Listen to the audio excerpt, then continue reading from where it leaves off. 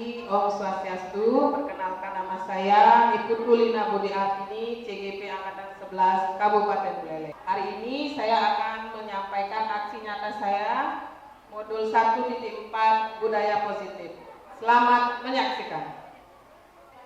Selamat pagi rekan-rekan yang saya hormati. Selamat pagi Ibu Kepala Sekolah.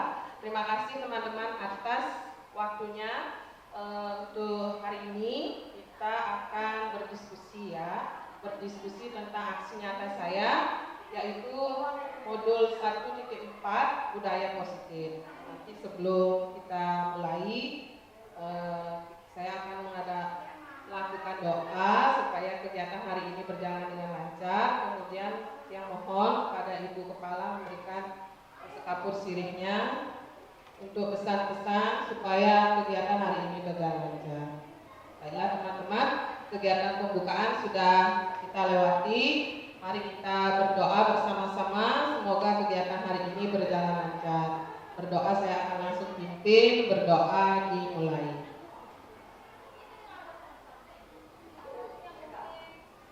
Ya, selesai. Baiklah teman-teman, doa sudah kita lakukan. Sekarang yang mohon pada Ibu Kepala untuk menyampaikan sekapur sirihnya untuk kegiatan berpraktek baik aksi nyata saya 1.4 budaya positif. Untuk Ibu dipersilakan.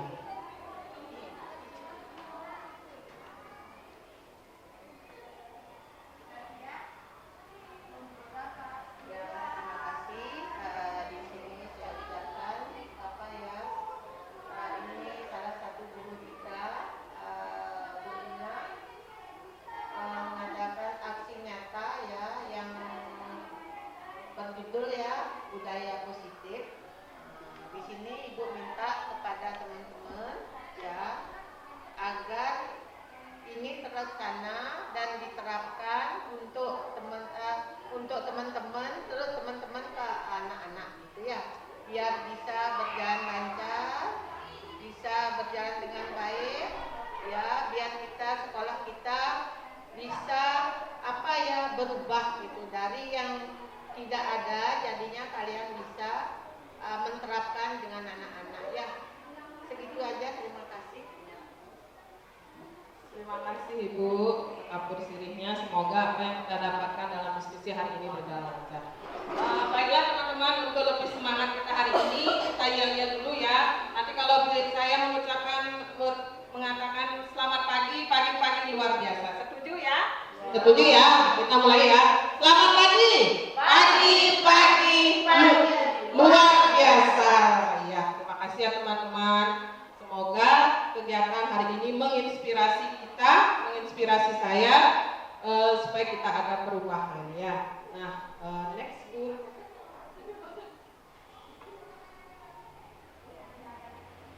Nah, teman-teman, di sini yang saya akan tampilkan dalam materi berpraktik baik kita hari ini adalah budaya positif. Nah, mungkin di slide ya sudah tertera apa itu budaya positif. Budaya positif itu merupakan perwujudan dari nilai-nilai atau keyakinan universal yang diterapkan di sekolah. Pengembangan budaya positif dapat menumbuhkan motivasi intrinsik dari diri anak untuk menjadi pribadi yang bertanggung jawab dan berbudi pekerti luhur serta akhlak mulia. Nah, teman-teman, di sini motivasi intrinsik ini yang dimaksudkan adalah motivasi dari diri anak-anak sendiri, tidak dari ekstrinsik atau motivasi dari luar dirinya. Karena bagaimana kita ya di PAUD itu supaya dari dini sudah kita tanamkan budaya positif. Nanti di belakang kita akan terus mengetahui rasa penasaran kita ya, apa sih itu budaya positif, apa-apa saja yang di dalam budaya positif. Nah, sekarang teman-teman sebelum saya lanjut ke slide berikutnya, di sini saya sudah punya pertanyaan. Di sini ada 4 ya. Nanti mohon teman-teman jawab setahu teman-teman, sejauh pengetahuan teman-teman.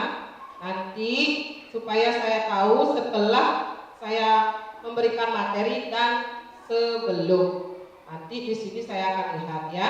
Nanti kita sama-sama belajar. Di sini ada 4 pertanyaan. Apa itu lingkungan positif?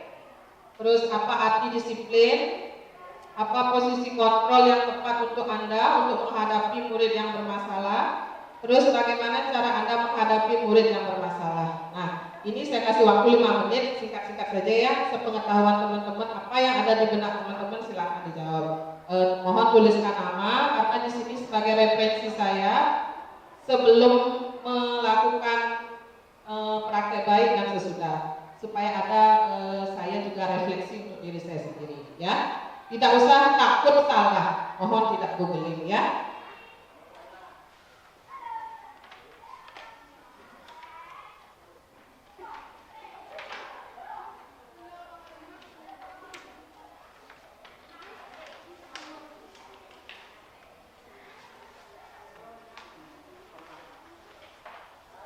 Ya silakan teman-teman coba dijawab dulu itu sepengetahuan teman-teman saja, sesederhana saja mengungkapkan apa sih itu lingkungan yang positif. Ini lingkungan sekolah ya. Terus apa sih arti disiplin menurut teman-teman? Terus posisi kontrol apa yang tepat untuk menghadapi yang bermasalah. Ini yang bermasalah misalnya ada murid yang berkelahi, ya, ada murid yang mengambil atau mencuri seperti itu, atau masalah-masalah yang terkait di sekolah, kegiatan di sekolah, misalnya dia jatuh, terus temennya membantu atau temennya memukul seperti itu ya. Terus bagaimana cara Anda menghadapi murid yang bermasalah? Silakan waktu 5 menit ya. Sepengetahuan teman-teman saja, bahasa yang sederhana aja tidak apa-apa.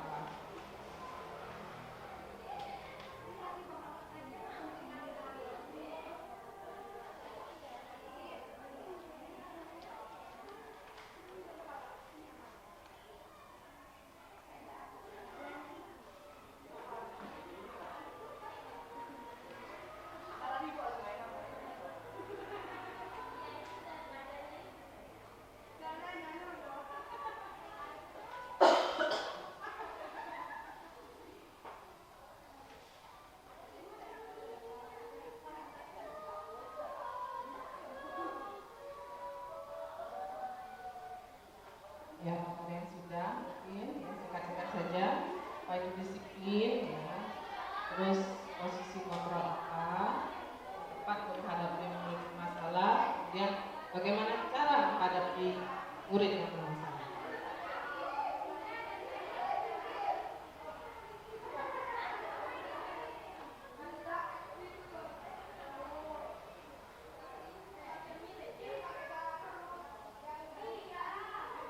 Pasti jawabannya bagus-bagus nih, karena guru-gurunya hebat semua ya.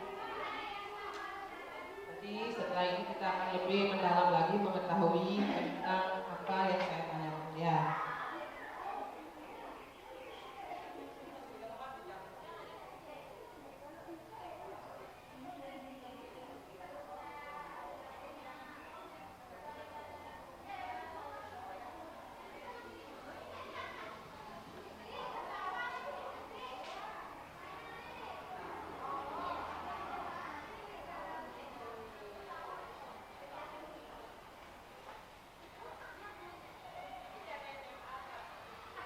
Ya sudah, mungkin Bunda ini sudah ya.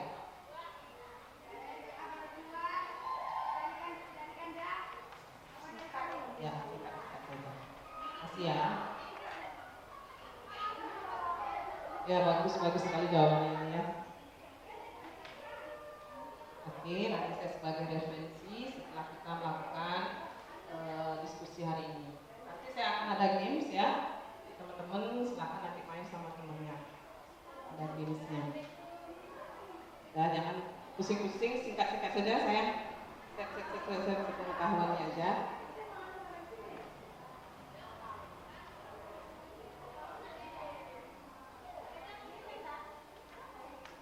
Kalau menurut Bunda ini ya, apa itu yang dimaksud lingkungan positif? Nilai-nilai yang baik yang patut dilaksanakan di dalam sekolah. Terus disiplin suatu yang harus ditaati. Iya kan? Bagus. Iya, apa-apa. Posisi kontrol dengan pendekatan bimbingan ya, dengan cara yang diberikan dengan selalu memberikan perhatian dan rasa Oke, nanti kita lebih dalam lagi ya. Yang lain?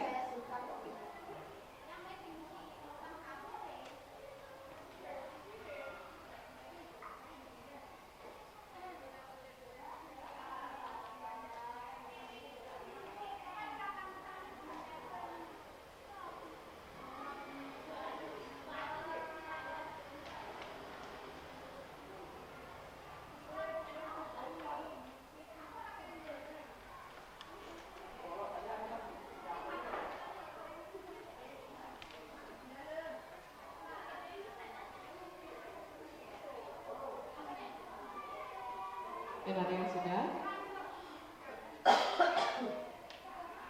Jawabannya sederhana saja Bunda-bunda. Nanti kita akan mengerucutkan itu pertanyaan itu menjadi suatu pemahaman supaya tidak menjadi miskonsepsi. Udah paham sudah? Masih batuk?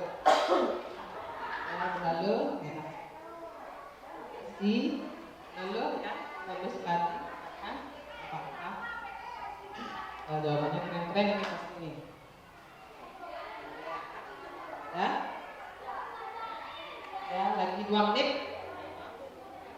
Sikat-sikat saja.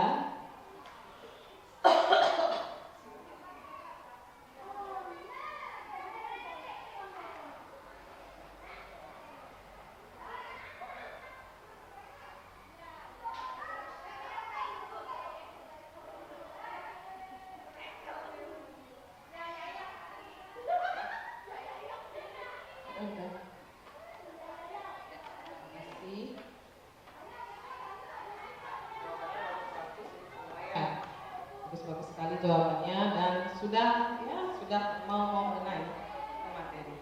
Sudah nanti Bunda Komang sudah? Oke, terima kasih. Oke, terima kasih ya atas jawabannya. Nanti ini sebagai referensi kita bersama sampai di mana kita akan memahami materi ini dan pasti penasaran apa sih itu budaya positif ya. Silakan Bu. Nah, teman-teman mungkin sudah tahu ya di pojok ini adalah gambar pahlawan kita ya, pahlawan pendidikan. Kalau mungkin tidak lupa siapa namanya? Iya betul, Ki Hajar Dewantara adalah bapak pendidikan kita ya. Di sana saya singkat menjadi KHD. Nah, kalau kita dari SD ya mengetahui bapak Ki Hajar Dewantara itu adalah bapak pendidikan yang memberikan simbol atau apa ya namanya? Peduli Handayaninya yang terkenal sampai sekarang. Nah ternyata teman-teman filosofi Ki Hajar Dewantara itu luas sekali ya. Yang dimaksud dengan filosofi dari pendidikan Ki Hajar Dewantara itu kita sebagai pendidik kita tidak diharuskan atau diwajibkan untuk menuntut siswa ya, menuntut siswa supaya menurut sama kita, itu bukan ya, tolong dikurangi. Tetapi yang dimaksudkan adalah menuntut minat bakat siswa. Ya, jadi di suatu kelas kita mempunyai siswa tentu saja mempunyai sifat, mempunyai bakat, mempunyai potensi yang berbeda. Nah, di sanalah kita sebagai guru mampu menuntun, bukan menuntut ya. Nah, yang dimaksudkan menuntut itu ada 2 sifatnya, menuntut sesuai dengan apa? Itu menuntut sesuai dengan kodrat alam dan kodrat zaman.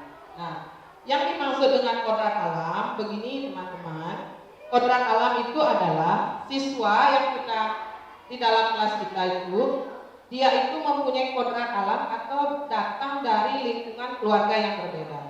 Apakah itu orang tuanya menjadi petani, menjadi nelayan, menjadi pegawai negeri, atau menjadi polisi, atau menjadi ABRI, tentu dia akan dibentuk beda juga dengan anak yang berlingkungan dengan anak yang dari petani. Nah, itu kita harus mampu menuntut anak yang mempunyai kodrat alam yang berbeda. Ya. Yang kedua, anak yang harus kita tuntut sesuai dengan kodrat zaman. Nah, begini teman-teman. Zaman kita SD itu belum ada HP, ya. Tapi zaman sekarang anak-anak kita, anak-anak siswa kita di TK sudah pintar dia menggunakan gadget, ya. Dia sudah lebih mahir IT kadang-kadang daripada bunda-bunda, ya. Nah, maka dari itu kodrat zaman yang dimaksud adalah pada saat kegiatan pembelajaran, ya, mohon sisipkan kegiatan yang menyentuh IT seperti menggunakan proyektor seperti kemarin kita lakukan, misalnya bunda-bunda membukakan laptop, menyajikan dongeng-dongeng cerita nasihat untuk anak-anak juga boleh. Nah, itu yang dimaksud dengan sesuai dengan kodrat alam dan kodrat zamannya. Sampai di sana sudah? Next. Nah, apa saja sih itu budaya positif? Nanti yang ini yang kita bahas, teman-teman, ya. Satu, itu ada perubahan paradigma stimulus respons atau teori kontrol. Yang kedua, konsep disiplin positif. Ketiga, keyakinan kelas. Yang keempat, pemenuhan 5 kebutuhan dasar manusia. Yang kelima, 5 posisi kontrol. Dan yang ketiga, segitiga restitusi. Yang dimaksud dengan paradigma itu adalah mindset, teman-teman. Mindset kita selama ini ada yang miskonsepsi, ya. Silakan. Nah, kita games dulu, ya. Dari kegiatan pemati ini, teman-teman, itu gambar apa? Tangan, ya, kepala tangan. Nah, sekarang saya ajak teman-teman menuliskan sesuatu di kertas ini, sesuatu apa saja yang bersifatnya rahasia. Apakah itu nama benda, nama tempat, apa nama seseorang, silakan. Nanti tolong dilipat kecil dan kepalkan di tangan dengan temannya, ya. Nah, kemudian sekarang temannya, bagaimana cara teman-teman supaya teman-teman bisa merayu atau bisa dengan cara bujukan, godaan, atau dengan cara apapun, membuka jarinya misalnya, supaya tahu isi dari kertas ini. Coba kita lakukan, ya. Boleh nama makanan kesukaan juga boleh. Nanti saling rayu.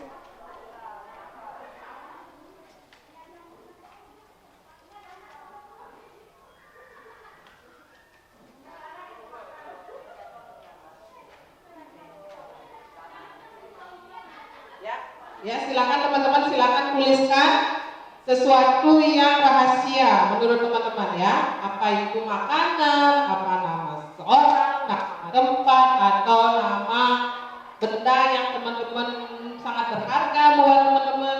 Apakah itu impian teman-teman atau cita-cita teman-teman, boleh ditulis di sana, kemudian dilipat kecil, dimasukkan ke tangan dan digenggam.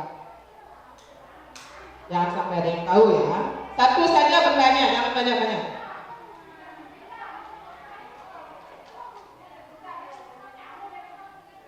Oke, sudah. Sekarang kepal tangannya.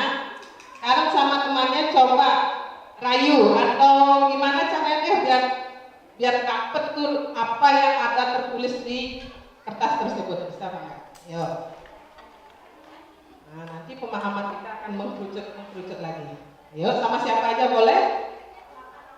Tulis rahasianya dengan cara apa?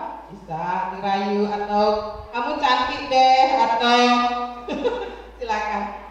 Baik, Bu, mau bermain ya nanti? Enggak ada di sini, nanti bisa. Apa itu yang ada di kepala? Ayo coba. Ada yang dulu. Dapat nggak? Udah kepala sekolah duduk sekalinya. Dapat nggak? Iya. Next. Iya. Keinginan bunda. Iya. Nah. Oke. Lanjut dong. Oke. Gimana? Susah apa enggak? Susah. Simpan sekarang di kantongnya, ya. Simpan di kantongnya. Supaya nggak ada. Berharga. Iya. Nah, teman-teman, begitulah, ya.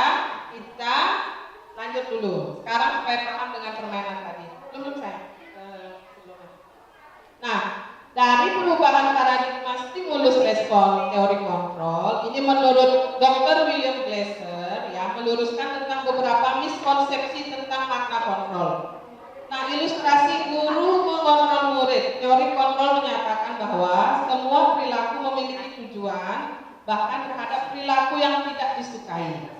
Nah, ilusi lagi bahwa kritik dan membuat orang merasa bersalah dapat menguatkan karakter, terus ilusi bahwa semua penguatan positif efektif dan bermakna, terus kemudian ilusi bahwa orang dewasa memiliki hak memaksa.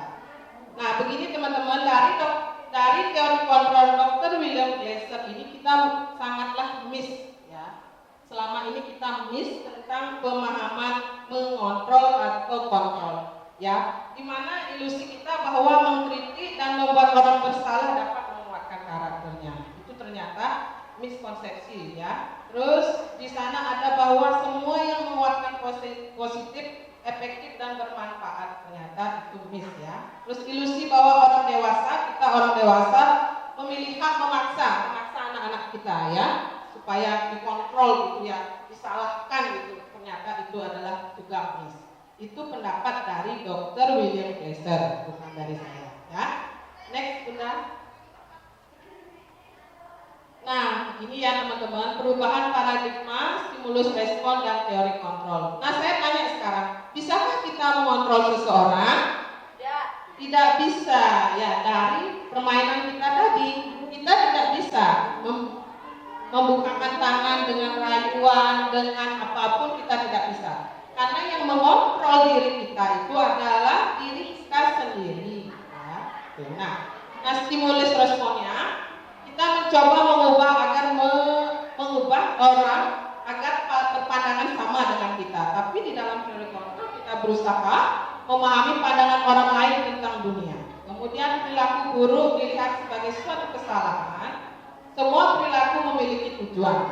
Nah teman-teman, yang dimaksud dengan semua perilaku memiliki tujuan itu seperti begini ya. Kita menemukan teman kita yang murid kita yang sedang bermasalah. Dia memukul temannya, plak, nangis. Bunda, saya dipukul. Nah, di sana lah posisi kontrol kita yang dipakai. Jangan kita langsung, kita sebagai orang dewasa kita harus berhak. Kamu yang salah, kamu yang begini, itu mohon dikurangi ya. Kita tanya dulu kepada siswanya, apa sih tujuannya dia memukul? Pasti ada tujuan. Nah, disinilah tempatnya. Semua perilakunya memiliki tujuan. Nah, saya tidak bisa mengontrol orang lain. Anda tidak bisa mengontrol orang lain. Saya artinya kita tidak bisa mengontrol orang lain. Diri kita sendirilah yang mampu mengontrol diri kita sendiri. Ya, dari pertama tadi. Next. Nah, disiplin di sini ya, tadi sudah ada di pertanyaan saya tadi, apa sih itu disiplin? Nah, sekarang sebelum saya lanjut ke slide berikutnya, menurut teman-teman apa sih disiplin? Ada yang mau berpendapat?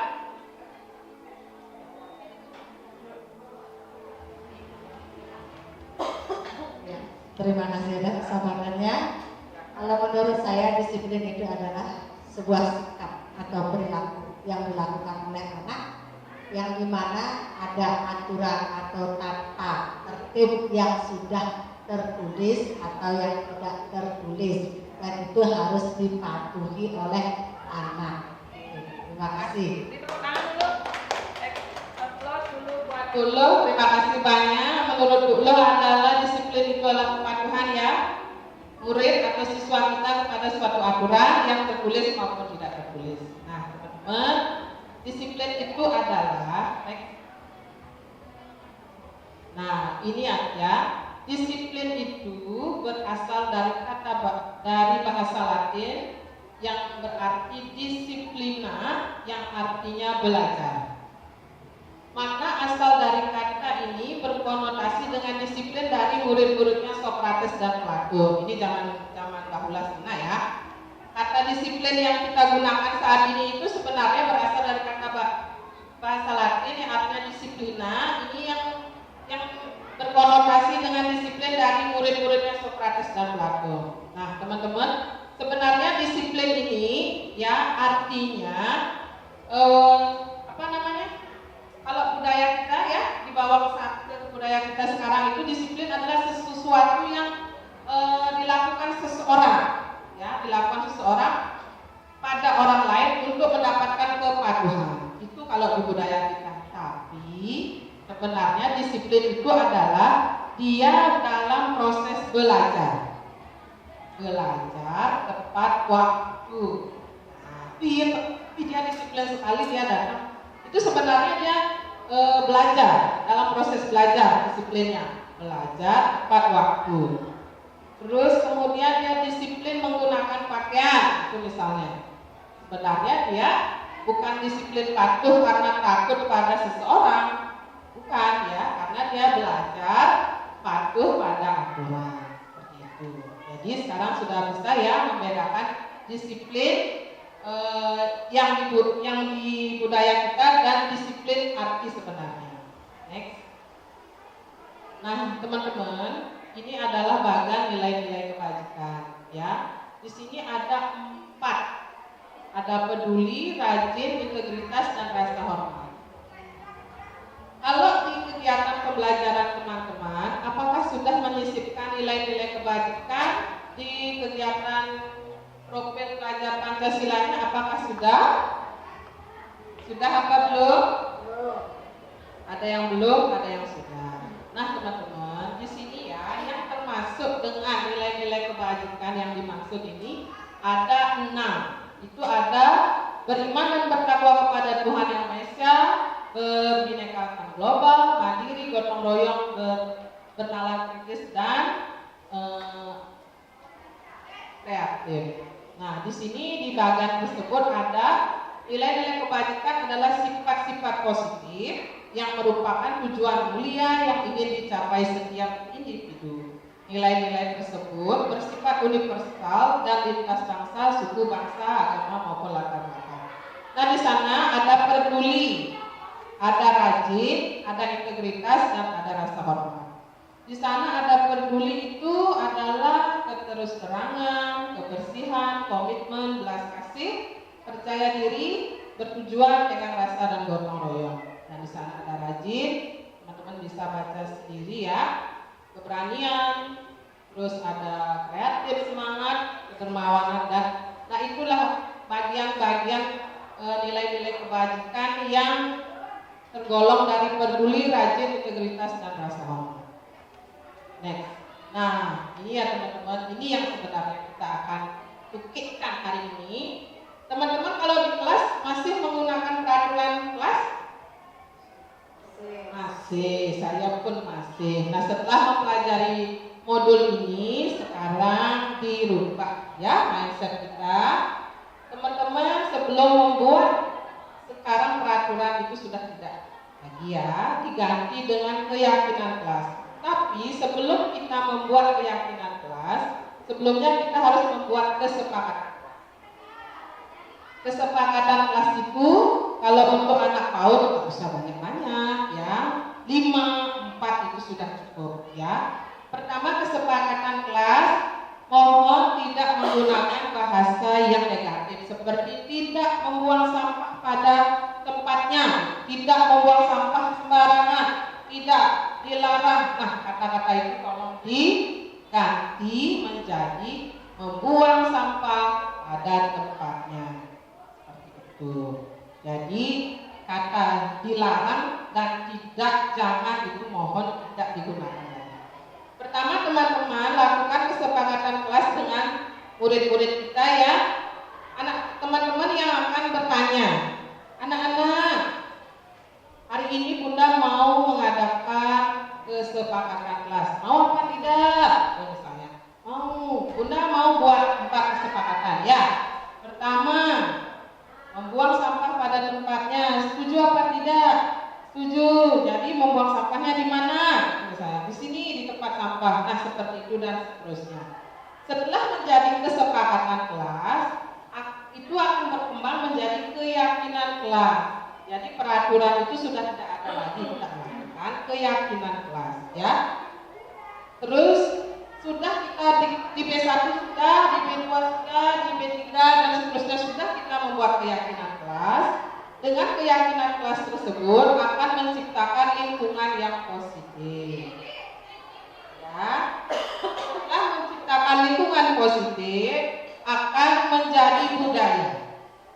Menjadi budaya kita ya dengan guru-guru, dengan staf, mungkin dengan wali murid ya, dan dengan pemerintahan desa yang lebih besar dan lingkungan kita di sini di desa seperti itu ya. Jadi yang kita buat awal dulu apa? Kesepakatan. Nah, setelah itu jadikan kesepakatan itu menjadi keyakinan yang bermuatan positif dan tidak menggunakan kata dilarang atau tidak. Nah, itu tidak digunakan lagi ya. Nah, itu next. Nah, mengapa tidak peraturan? Ya, mengapa harus keyakinan? Nah, pasti begitu dalam hati teman-teman. Nah, seperti begini. Mengapa kita harus menggunakan helm bila mengendarai kendaraan roda 2? Bagaimana, teman-teman? Coba pendapatnya, mengapa harus pakai helm? Supaya jatuh di aspal tidak kena kepala. Ya, itu keamanan. Ya, lagi pendapat yang lain katanya kalau jatuh tidak kepalanya cedera. Lagi, silakan. Biar tidak di stop sama polisi. Jadi itu kalau tadi keamanan, kalau yang ini berarti apa? Peraturan. Aduh, udah berapa kali Bunda petik dan tes gitu deh materinya masuk ya. Sekarang next.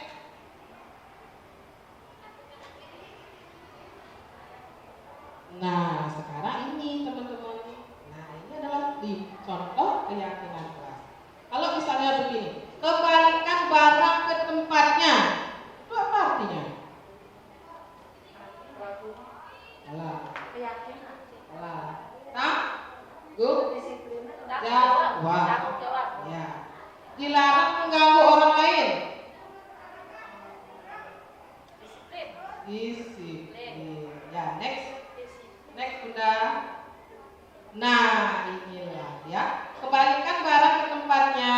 Bertanggung jawab. Ya, ini adalah bertanggung jawab adalah nilai-nilai kebajikan universal yang tadi sudah ada di kolom-kolom itu ya. Sudah itu dilarang mengganggu orang lain. Hormati, hadir di sekolah, hormati orang lain dan komitmen.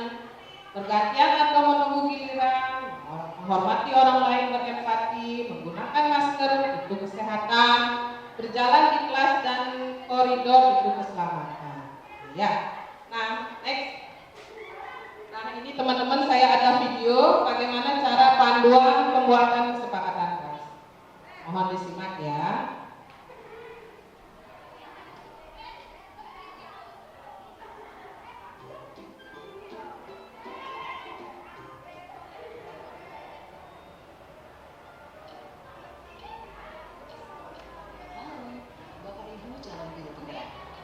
Video ini akan menampilkan 6 panduan yang dapat diterapkan dalam menyusun kesepakatan kelas.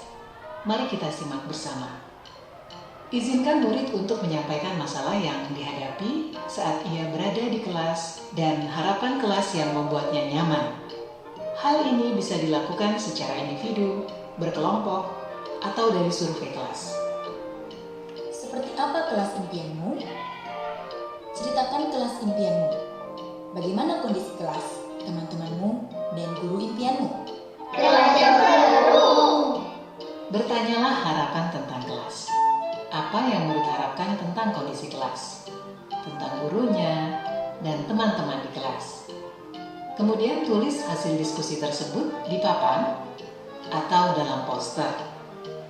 Hal ini memberi kesempatan murid dilibatkan dalam mengatur kelas. Cara ini menjadi lebih efektif dibandingkan hanya memberitahukan hal apa saja yang dilarang dilakukan. Menurut kalian, apa yang harus kita semua lakukan untuk mencapai kelas impian kita? Lakukan diskusi untuk mendapatkan umpan balik dari murid. Perjelas tentang kesepakatan kelas. Penting jika kesepakatan kelas berisi aturan yang murid percaya dan bisa dilakukan, baik sebagai individu maupun dalam kelompok. Pastikan bahwa semua daftar memang diperlukan dalam proses belajar mengajar. Jika ada yang terlewati, pandu murid untuk menambahkan tujuan lain yang terlupakan atau menghapus tujuan yang tidak utama. Buatlah poster atau tabel yang menampilkan kesepakatan kelas yang disetujui di akhir. Kesepakatan kelas dibuat dapat berupa panduan tingkah laku berupa kata yang positif. Misalnya, jangan berlari berubah menjadi berjalan dengan hati-hati. Hindari kata jangan dan dilarang. Pada poin pertama, murid sepakat saling mendengarkan antara guru dan murid. Guru bisa menuliskan berupa gambaran tingkah laku yang diharapkan dari kesepakatan. Misalnya, kami, guru dan murid yang saling menyayangi. Buatlah penekanan pada sifat positif dalam kesepakatan kelas tersebut, yaitu saling menyayangi. Pada poin kedua, murid sepakat. Murid aktif dan semangat saat belajar. Guru bisa menuliskan berupa gambaran tingkah laku yang diharapkan dari kesepakatan. Misalnya, kami murid yang semangat belajar. Buatlah penekanan pada sifat positif dalam kesepakatan kelas tersebut, yaitu semangat. Pada poin ketiga, murid sepakat saling membantu jika ada yang mengalami kesulitan.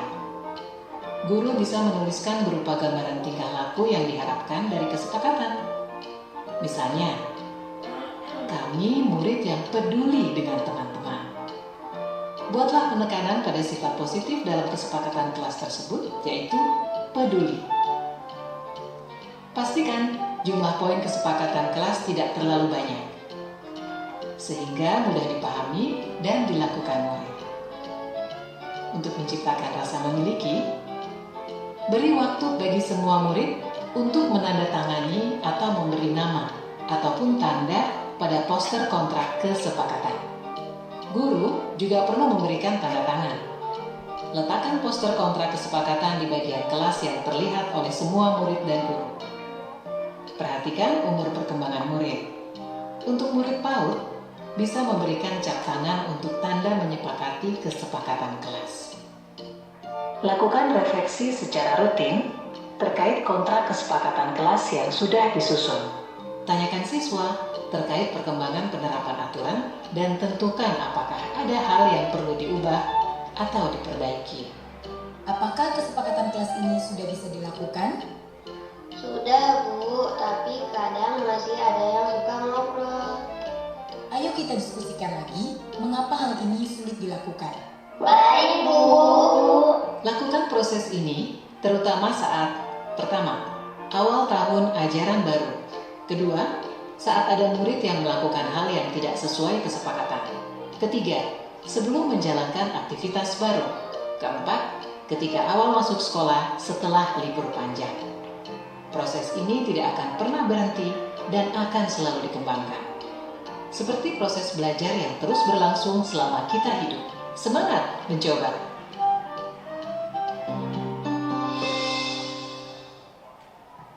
Ya, itu ya teman-teman, tadi video yang lebih lengkapnya untuk membuat kesepakatan kelas. Nah, saya lanjut materinya, dihukum oleh penghargaan. Nah, teman-teman, sebelum saya memberikan materi ini, pernah nggak teman-teman memberikan hukuman kepada siswa kita? Pernah apa tidak? Tidak pernah, dan mohon jangan ya. Nah, sekarang coba kita lihat. Menurut si Evikon ya, saat kita berulang kali menjanjikan sebuah hadiah kepada anak-anak yang berperilaku bertanggung jawab atau kepada seorang murid agar mempelajari sesuatu yang baru atau kepada seseorang karyawan agar melakukan pekerjaan yang berkualitas, itu sebenarnya ya kita sedang melakukan hukuman teman-teman. Tapi itu menurutnya sikon ya. Kalau seperti di kelas misalnya, anak-anak siapa yang mampu mewarnai dengan baik, Bunda kasih hadiah permen gitu misalnya.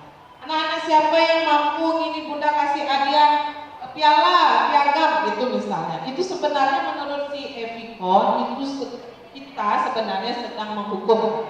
Kenapa?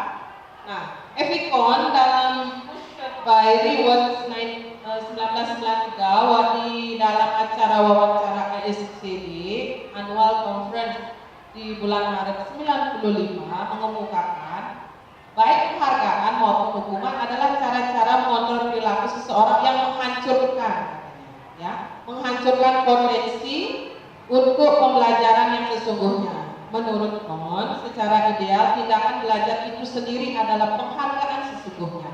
Nah, jadi teman-teman, katanya menurut si Kohn ini kita memberikan penghargaan itu termasuk menghukum, katanya. Menghukum secara apa? Menghancurkan potensi pembelajaran yang sesungguhnya. Jadi setiap murid kita mendapatkan suatu tujuan, atau dia mendapat suatu juara, atau dia menang, atau dia meraih prestasi. Kalau kita katanya memberikan penghargaan termasuk menghancurkan potensi menurutnya si Kohn, ya. Terus menurut dia itu penghargaan sebenarnya adalah prosesnya dia mendapatkan nilai terbaik, prosesnya dia mendapatkan juara, itu adalah penghargaan sesungguhnya katanya. Tapi menurut Kohn, ya, bukan menurut saya. Nah, teman-teman, memberikan penghargaan nilai sama dengan menghukum seseorang. Nah, memberikan nilai sama dengan menghukum seseorang itu berefek, ya, pengaruhnya jangka panjang dan jangka pendek. Penghargaannya tidak efektif, penghargaan merusak hubungan, penghargaan itu katanya merupakan mengurangi ketepatan, penghargaan menurunkan kualitas, penghargaan mematikan kreativitas, dan mematikan motivasi dalam diri intrinsik. Seperti ini teman-teman, ya. Misalnya sebenarnya di kelas murid kita ada dapat juara 1, misalnya juara 1 mewarnai, selamat ya anak-anak, ini dapat juara 1. Nah, itu sebenarnya kita sedang mematikan potensi belajar. Bagaimana perasaan orang atau siswa atau temannya yang di sampingnya? Nah, jadi di sini, ya, jadi benar sekali katanya si Kohn itu prosesnya aja sudah menjadi suatu penghargaan, seperti itu. Next, Bu. Nah, apa perbedaan hukuman, konsekuensi, dan restitusi? Disiplin kan tadi sudah kita bahas, ya. Disiplin yang sudah bermakna positif itu terbagi menjadi 2. Disiplin itu terbagi menjadi 2, teman-teman. Ada disiplin itu berbentuk konsekuensi dan disiplin dalam bentuk restitusi. Nah, disinilah kita sebagai guru PAUD ini sangat memerlukan sekali pemahaman tentang disiplin 2 ini, teman-teman, dari konsekuensi dan restitusi. Kalau hukuman itu memberikan bersifatnya satu arah, ya. Dari pihak guru yang memberikan, bisa itu berupa fisik atau psikis, murid atau anak disakiti oleh suatu perbuatan atau kata-kata. Nah, seperti begini. Coba nak, coba buat angka 1, siapa yang bisa lihat? Depanlah anak-anak membuat angka 1, angka 2. Waduh, angka 1-mu jelek. Aduh, angka 2-mu bagus. Nah, di depan kita memberikan itu katanya kita memberikan hukuman yang bersifat psikis. Jadi yang terganggu adalah batinnya. Apalagi kita memberikan hukuman fisik seperti memukul atau menjewet. Jadi teman-teman, disiplin yang kita gunakan itu dalam bentuk konsekuensi dan dalam bentuk restitusi. Nah, disiplin yang berbentuk konsekuensi itu sudah rencana atau sudah disepakati, sudah dibahas dan disetujui oleh murid dan guru. Misalnya begini, sekarang muridnya sedang makan, jam makan, ada botolnya tumpah. Nah, apa sekarang langkah teman-teman lakukan untuk si murid yang menjatuhkan botol itu? Ada yang mau berpendapat?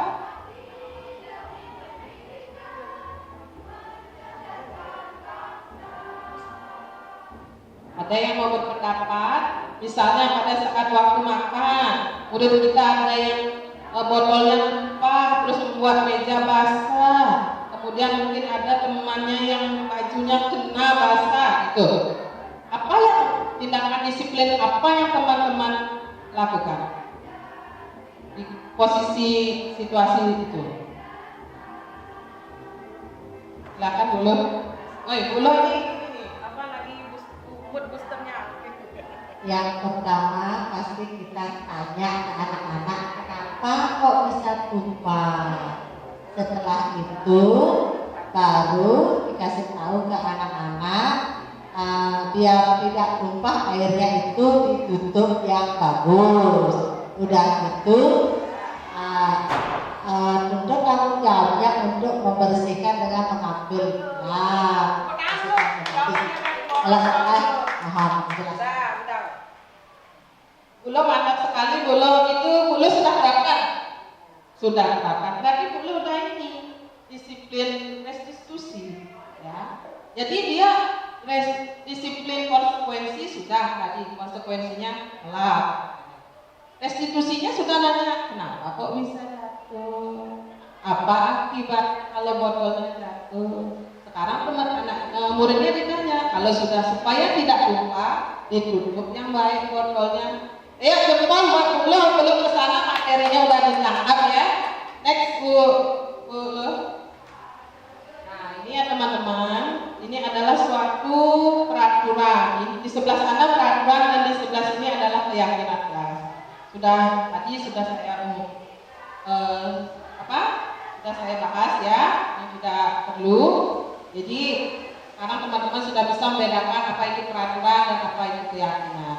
Peraturan adalah sesuatu yang dibuat oleh seseorang, ya, dibuat oleh seseorang supaya bisa patuh pada aturannya dia sendiri. Tapi kalau keyakinan itu adalah sesuatu kesepakatan yang dibuat oleh seluruh kelas supaya bisa dilakukan dan berlandaskan dengan nilai-nilai kebajikan universal. Ya, next Bu. Nah, ini teman-teman.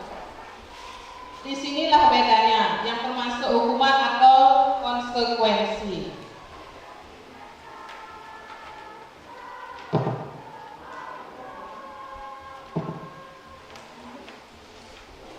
Nah, di sini ya, supaya teman-teman bisa lebih paham lagi hukuman atau konsekuensi. Sekarang tindakan guru di sana mencatat 100 kali dalam buku kalimat. Saya tidak akan terlambat. Saya akan tidak terlambat sebanyak 100 kali, itu termasuk hukuman. Nah, kalau di sana menggantikan kertas tugas teman yang telah dicoret-coret, itu konsekuensi. Jadi tolong ini ya, tolong konsekuensi yang lebih diterapkan di kelas daripada hukuman. Ya, next. Nah, perbedaan hukuman dan sanksi atau konsekuensi. Kalau hukuman itu sesuatu yang menyakitkan ya. Terus kalau konsekuensi itu sesuatu yang harus terjadi. Seperti tadi ya, anak mau makan botol. Kalau kita memberikan hukuman, ya anak-anak merasa sakit hati dengan kita bicara yang kasar misalnya ya, menyalahkan. Nah, kalau konsekuensi harus terjadi apa? Dia harus mau membersihkan meja seperti itu ya. Ya. Jadi teman-teman sudah bisa baca perbedaan hukuman, sanksi dan konsekuensi di sana ya.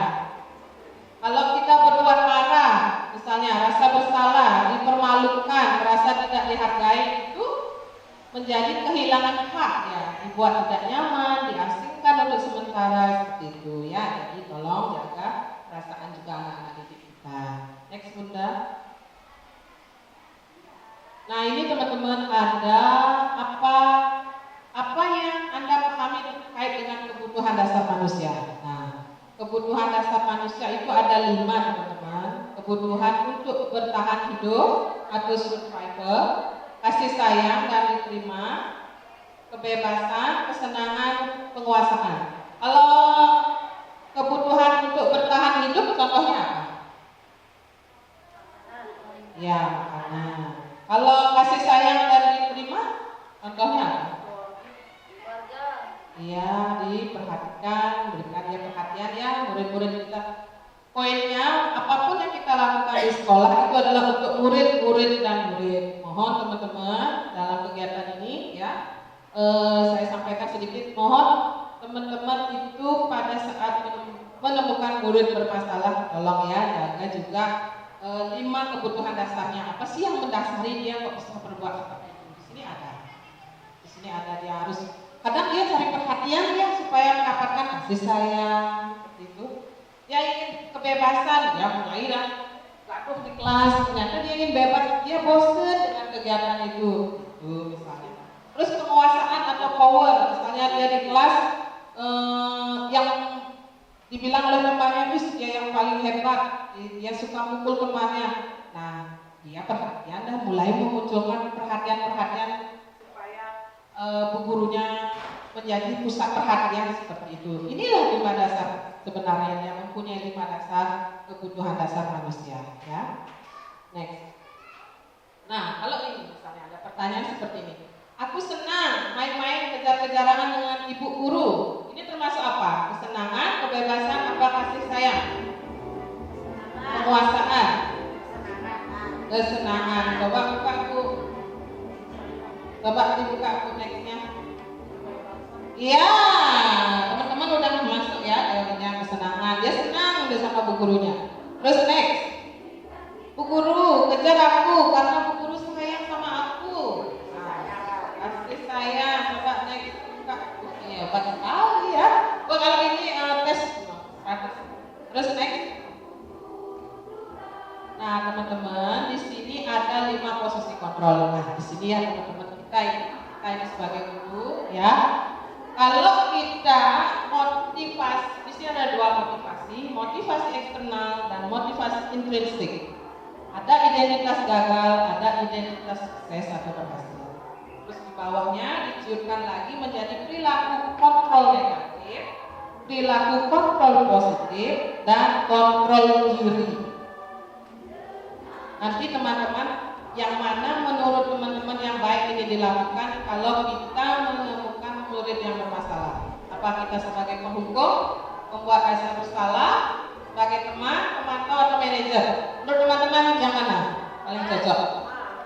Teman, bagus. Lagi? Sebagai apa? Lagi? Sebagai pemantau lagi? Dan posisi manajer. Nah, tolong yang menghukum dan pembuat rasa bersalah itu mungkin kita tidak pernah melakukan ya. Next. Nah, untuk lebih memahami, nah seperti apa sih posisi menghukum itu? Seperti ini ya dalam video ini, silakan Bu.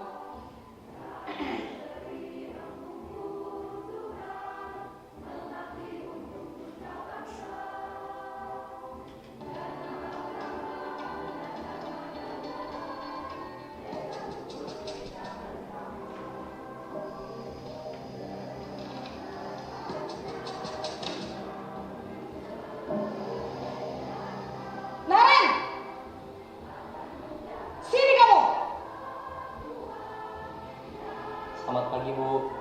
Selalu terlambat. Kamu deh, pasti terlambat. Maaf, Bu. Saya... Apa? Apa coba? Alasan kamu apa lagi? Kapan sih kamu tidak terlambat?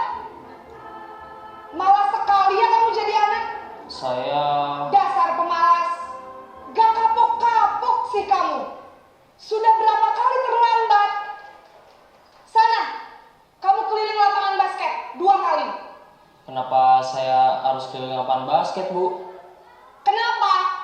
Kamu melawan ibu? Berani-beraninya jawab. Sudah terlambat, masih berani jawab pula. Sekarang, keliling lapangan basket 5 kali sekalian. Biar kapok. Cepat. Pergi sana ke lapangan basket.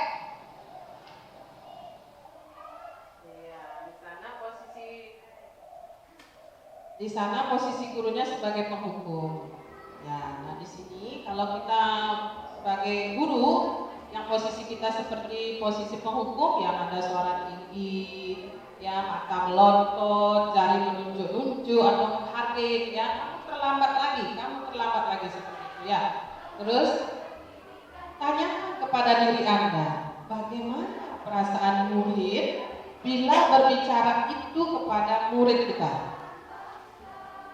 di bawahnya sudah ada ya. Akibatnya kemungkinan murid akan marah, dendam, sudah itu bisa menjadi sesudah kembali duduk, murid itu akan mencoret-coret bukunya atau mejanya. Mungkin kalau lebih buruk lagi ya, kita digambar ya berburu monster seperti itu misalnya. Terus bisa saja pulang sekolah ya, motor atau mobil bapak ibu yang gores atau mengkempeskan. Tapi kita di skup PAUD mungkin tidak. Ya, next. Nah, kalau sekarang kita posisi guru sebagai pembuat rasa bersalah.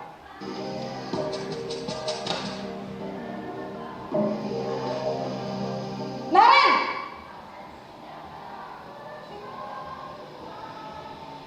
Selamat pagi, Bu. Naren, kamu kenapa terlambat lagi, nak? Ya Tuhan, Naren, kamu senang ya bikin ibu susah ya? Kalau kamu terlambat lagi, nanti ibu yang ditegur bapak kepala sekolah, nak. Disangka ibu tidak bisa membina kamu. Duh, gimana ini? Maaf, Bu. Duh Gusti Naren, kamu suka ya kalau ibu ditegur bapak kepala sekolah? Terus, sekarang ibu harus tulis apa ini di buku absen? Ini kamu sudah sering terlambat loh. Ibu harus apa coba? Maaf, Bu. Maaf sekali. Ya sudah, lain kali jangan bikin ibu susah lagi ya nak ya. Ibu tidak akan kuat lagi kalau kamu begini terus. Bisa jantungan kalau ibu ditegur bapak kepala sekolah. Sana cepat ke kelas. Maaf ya, Bu. Maaf sekali. Nah, itu tadi video guru yang posisinya sebagai rasa bersalah ya. Di sini nadanya suaranya memelas, halus ya, tapi itu menukik ke hatinya ya. Murid akan merasa bersalah, mengecewakan ibu gurunya seperti itu ya. Jadi tolong posisi ini mohon tidak dilakukan kalau kita menemukan murid yang sedang bermasalah ya. Terus next, yang sebagai peneman sekarang.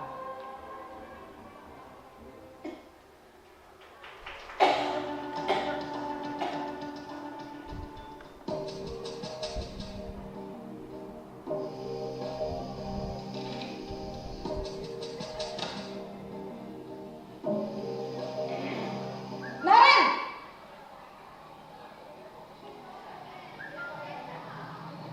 Selamat pagi, Bu. Wah, sudah jam berapa ini nak? Terlambat lagi ya sayang. Iya, Bu. Habis ibu saya lupa bangunkan saya, Bu. Kamu malah menyalahkan ibu kamu. Kamu bukannya anak yang larinya paling kencang. Kok terlambat sih? Iya, Bu. Saya memang terlambat bangun tadi. Jadi, biarpun saya lari kencang, tetap gak kekejar, Bu. Ya sudah sana, nanti lain kali larinya lebih kenceng lagi ya, biar gak terlambat lagi. Bikin seneng ibu, demi ibu, bisa kan? Bisa lah, Bu.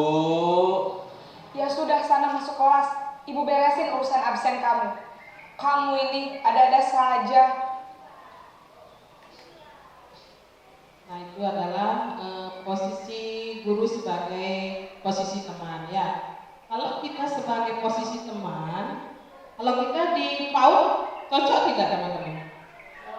Cocok ya, cocok. Kalau di kelas tinggi mungkin tidak, karena kalau kita tambah sebagai teman dia sepertinya seperti kayak udah rutin ya, ya betul ya. Kalau kita di PAUD cocok sebagai teman ya karena dia adalah bagaimana cara kita merayu ya supaya dia mau melaksanakan kegiatan seperti itu. Kalau di kelas tinggi mungkin gurunya ketimpang santai ya biar berpikir seperti itu ya. Terus next. Nah kalau ini guru sebagai posisi pemantau.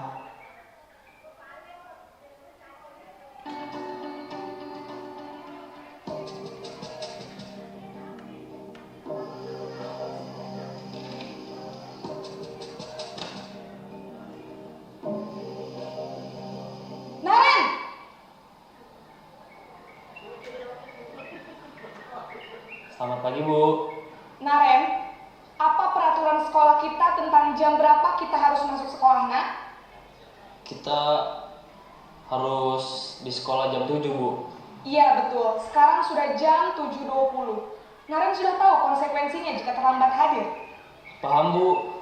Saya harus tinggal kelas pas jam istirahat selama 20 menit. Iya, benar. Konsekuensinya demikian.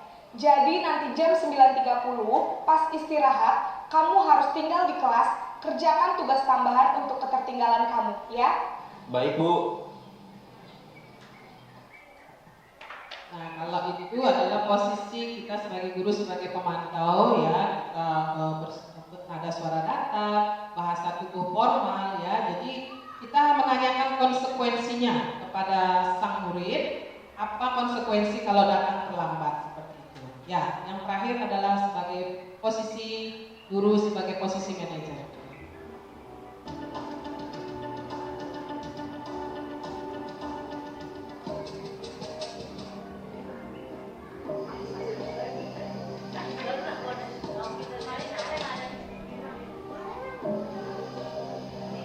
Naren!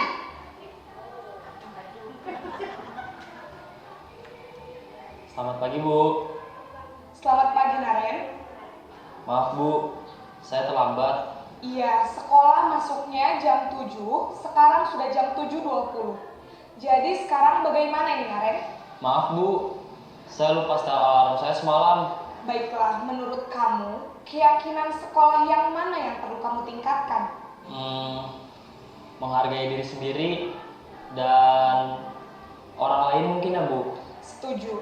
Jadi, apakah Naren meyakini prinsip saling menghormati tersebut? Iya, Bu. Saya meyakininya.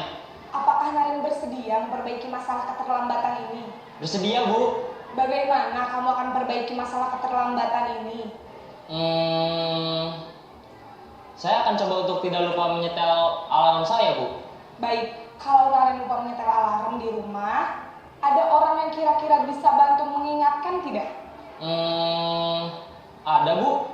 Kakak saya, Kak Emma. Ada lagi selain Kak Emma? Selain Kak Emma, ada ibu saya. Baik, jadi yang mengingatkan Naren adalah Kak Emma dan ibu kamu ya? Kira-kira akan mulai setel alarm kapan nih, Naren? Setelah pulang sekolah, akan segera saya lakukan. Baik, jadi Naren akan setel alarm untuk bangun besok pagi dan akan diingatkan oleh kakak dan ibunda Naren ya. Ada lagi yang mungkin perlu dilakukan, Naren, agar tidak terlambat bangun lagi? Tidak ada, Bu. Baik, Naren. Terima kasih untuk kerjasama kamu. Sekarang kamu perlu kembali ke kelas untuk belajar. Baik, Bu. Terima kasih. Nah, itu adalah posisi terakhir ya, posisi kontrol sebagai guru ada 5, yang terakhir itu adalah sebagai posisi manajer. Di mana nada kita sebagai guru memiliki nada suara tulus, bahasa tubuh tidak kaku, mendekat ke murid. Akibatnya, bila guru mengambil posisi pemantau, guru akan melihat apa sanksi, apa peraturannya. Namun, pada posisi manajer, guru akan mengembalikan tanggung jawab itu kepada murid dan untuk mencari jalan keluarnya. Oke, lanjut. Nah, teman-teman, ini adalah gambar apa ya? Gambar segitiga. Di sini adalah namanya adalah segitiga restitusi. Di mana kalau teman-teman nanti mendapatkan murid yang bermasalah, langkah-langkah ini bisa diterapkan. Ya, yang pertama itu ada menstabilkan identitas, kedua memvalidasi tindakan yang salah, dan yang ketiga menanyakan keyakinan. Next. Nah, menstabilkan identitas. Di sini tujuannya adalah untuk membuat anak itu merasa gagal karena berbuat salah menjadi positif terhadap dirinya ya. Jadi teman-teman, gurunya kata-kata yang bisa teman gunakan, berbuat salah itu hal manusiawi ya, tidak ada manusia yang sempurna, ibu juga pernah berbuat salah dan seterusnya. Itu yang pertama. Yang kedua itu menstabilkan, setelah itu next dulu, setelah itu memvalidasi tindakan.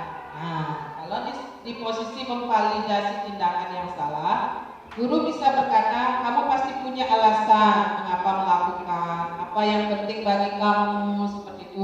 Maukah kamu belajar dengan cara lain untuk mendapatkan kebutuhan tanpa harus memukul, gitu misalnya ya.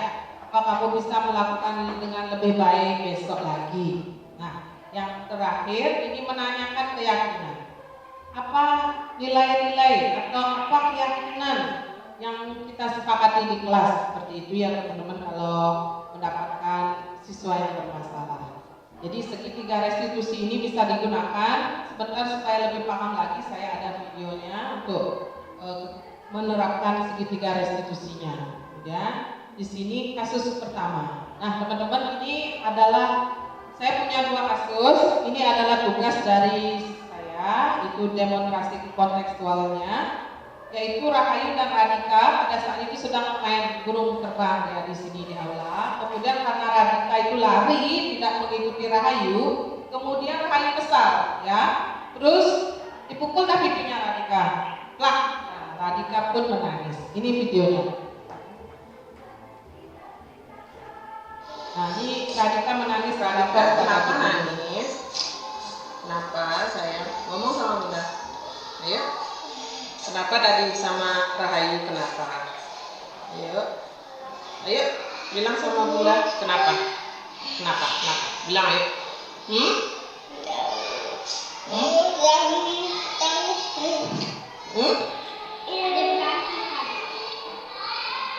Apanya kena? Apanya kena?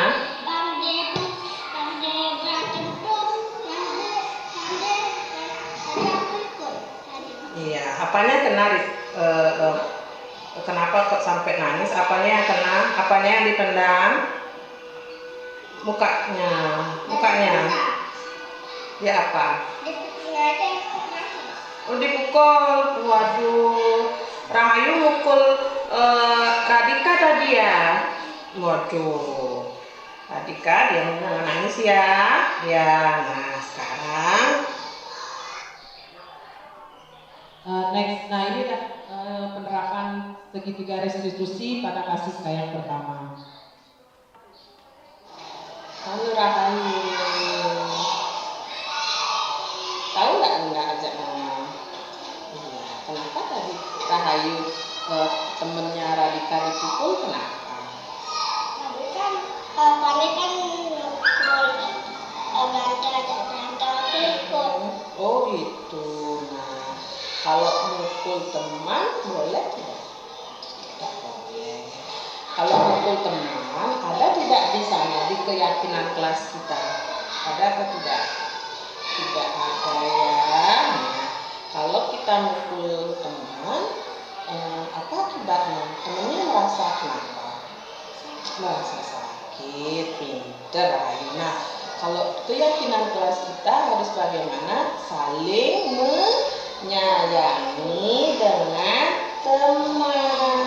Iya, Bunda juga pernah salah, tapi tidak boleh sampai berbuat kasar sama ke teman ya. Jadi sekarang Rahayu sekarang bagaimana? Coba ngomong ke Bunda. Untuk besok bagaimana?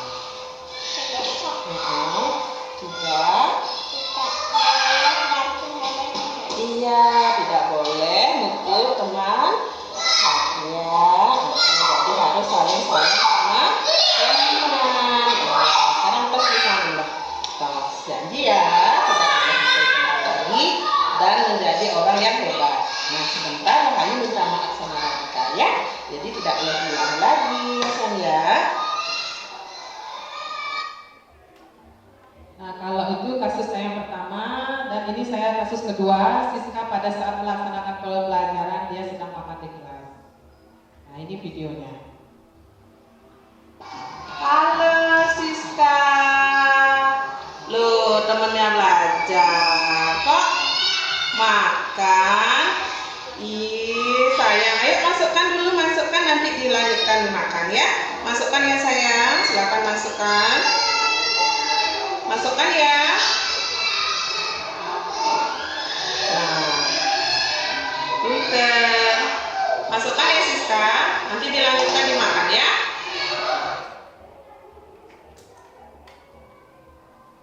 kasus kedua, dan ini adalah penerapan segitiga restitusi untuk kasus yang kedua. Halo Siska. Aduh, anaknya bunda yang cantik jelita. Tahu tidak bunda aja ngomong sekarang? Tidak tahu. Siska ingat enggak? Tadi pada saat Siska belajar tidak Siska makan apa? Aduh, anaknya bunda makan pada saat belajar. Boleh apa tidak? Tidak boleh. Ya, nah, kenapa kok bisa Siska makan di kelas tadi? Bunda mau tahu kenapa? Lapar. Aku sayang lapar anaknya bunda. Kasih sekali ya. Nah, bunda mau tanya, kalau kita belajar, terus Siska kegiatan sekolah, belajar sama bunda di kelas, boleh tidak kita makan? Tidak boleh. Tidak boleh. Kita sudah berjanji ya, kita tidak boleh makan pada saat belajar. Nah, udah sekarang bunda tanya, sekarang Siska bagaimana cara supaya Siska tidak lapar di sekolah? Ayo. Aduh, pintar sekali nanya bunda. Makan dulu, baru ke sekolah. Atau kalau kita makan pagi-pagi disebut apa? Sarapan, ya, sarapan pagi. Jadi Siska sekarang sebelum sekolah, jadi supaya tidak lapar di sekolah, Siska harus makan dulu sebelum ke sekolah. Oke, hebat anaknya bunda. Tos dulu. Tos. Ini jempol. Jempol. Aduh, peluk bunda dulu ya. Nah, ini pendapat atau perasaan Siska setelah saya melakukan penerapan segitiga restitusi. Hari ini aku coba salah di kelas. Aku makan, gara-gara aku lapar. Aku tidak dihukum sama bunda. Aku nanti sekolah makan dulu di rumah. Dadah. Ya, seperti itu teman-teman. Terima kasih, salam guru hebat ya. Jadi budaya positif kali ini mudah-mudahan menginspirasi teman-teman dari 5 poin tadi. Bagaimana kita sebagai guru menerapkan posisi kontrol kita sebagai apa yang terbaik, pemantau dan sebagai manajer. Kemudian kalau kita menemukan atau menghadapi murid yang bermasalah, apa yang kita lakukan? Menerapkan segitiga restitusi ya, dengan cara menanyakan dulu, menstabilkan identitasnya ya, tujuannya apa, kemudian terakhir buatkan dia bertanggung jawab untuk konsekuensinya di keesokan hari ya. Begitu ya teman-teman kegiatan praktik baik hari ini tentang materi positif, budaya positif. Mudah-mudahan menginspirasi dan mudah-mudahan kita semakin ke depannya menjadi guru yang lebih profesional. Terima kasih. Saya tutup dengan para Santi. Om Santi Santi Santi Om.